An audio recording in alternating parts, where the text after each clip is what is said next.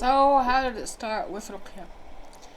During that struggle and looking through the existence of God and reading through religions and stuff, I happened to have lived in a haunted house for 6 years alone. It was, what do you call it? It was an old flat that my family had in the same rural city where my dentist school was, and I was not allowed to say that, to tell anyone that I was living on my own. I was not allowed to tell anyone that I had what do you call it?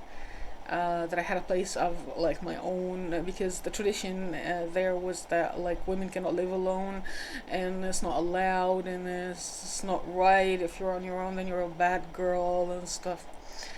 So you were supposed to be living in the university dorms or with a bunch of girls renting a place together, but not on your own. No, bad, very bad.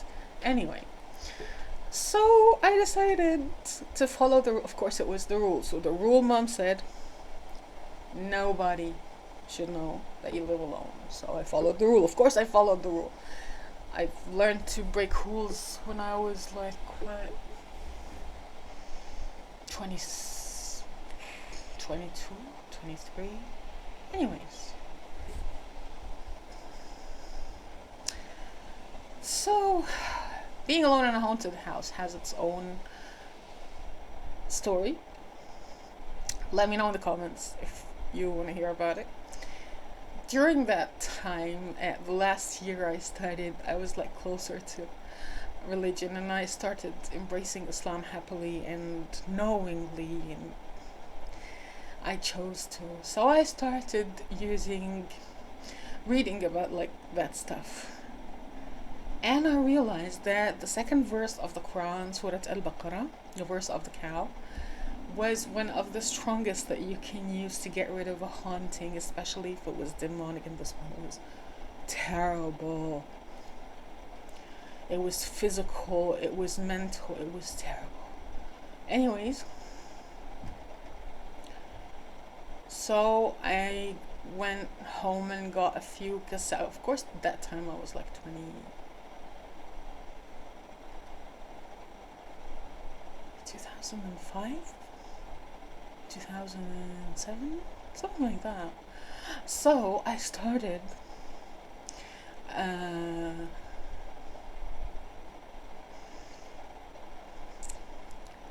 I went home and I got those cassettes, of course, cassette tapes, and I got a cassette recorder and I started playing it. I had short circuited 6 cassettes in a row. I went and bought one very cheap Chinese made cassette recorder, like one of those very cheap ones, out of my pocket money. I tried it and I short circuited it too, and then I tried another one, and like the cassette itself, the cassette tape, got like screwed, and then I downloaded Quran on my laptop, and once I started playing it, my laptop turned into a piece of scrap metal.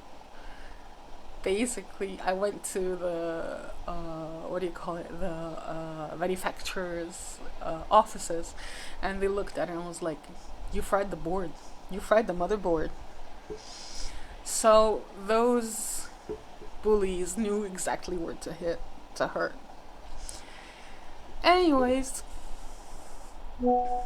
so I carried on. I tried fasting and praying on my own, reading, and then during that time I was looking around for people who performed ruqya shar'iyya, like proper Islamic faith healing.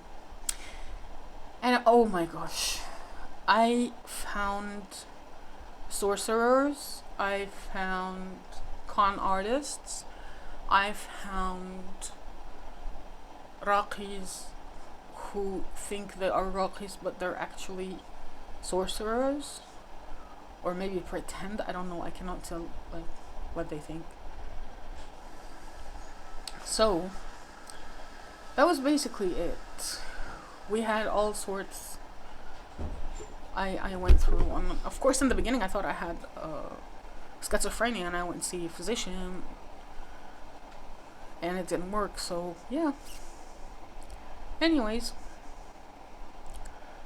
so I started learning about it, and then I realized when I was able to be helped that it was great to be able to help someone with such conditions, because it doesn't happen much. It's so invalidating to tell people, because everyone will be telling you, nah, you're imagining, nah, maybe it's a dream. It's not a dream when you're fully awake and you're being lifted to the ceiling. No. Anyways, so I started training, attending when people are being in Ruqya, and I went for it like about 10 or more years of training after I finished college.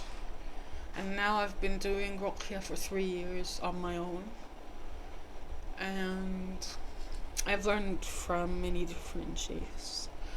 Sheikh Abdurrauf bin Halima, and of course Fahd al-Qarniya, of course Taha. These are different people in different places, that they have different methodologies. But then that's probably another story. Let me know what you want to know in the comments. And I'll definitely be recording voice ruqyas for different kinds of issues. And if you want, we can go on lives and start talking about it. I don't know, let me know.